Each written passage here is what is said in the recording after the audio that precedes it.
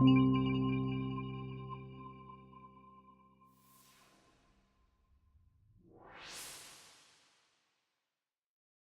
relationship between Europe and its neighbors is going to be quite difficult for a long time to come.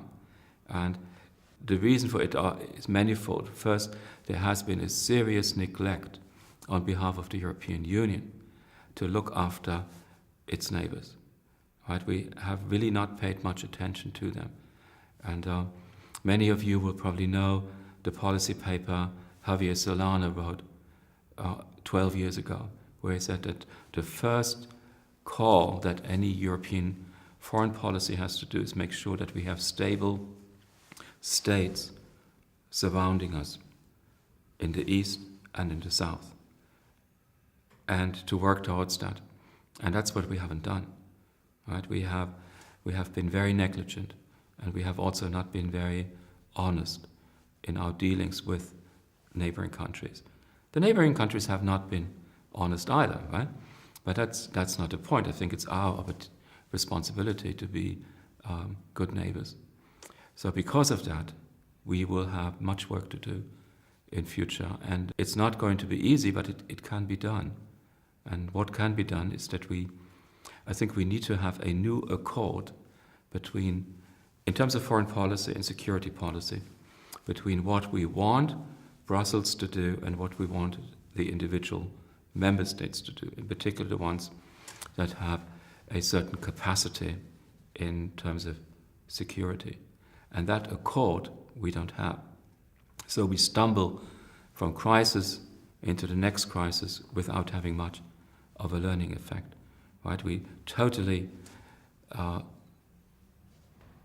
think we failed as a continent in the Balkans, only to have the Americans come to our rescue. And we may fail again after Libya and in Syria.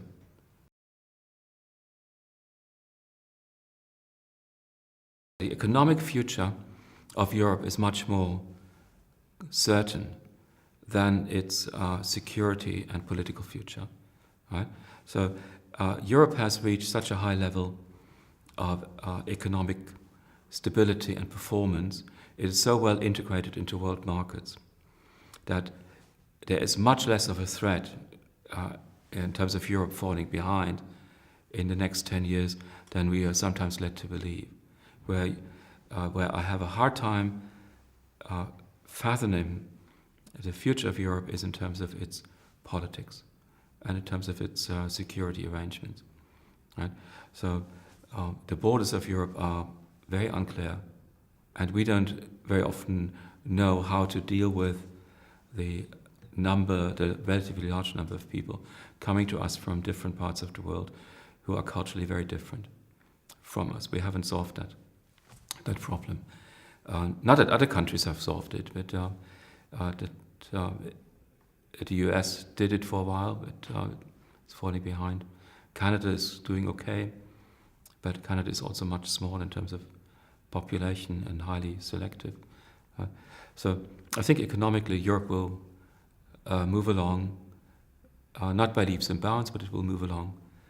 The danger in Europe at the moment is the uncertain political future.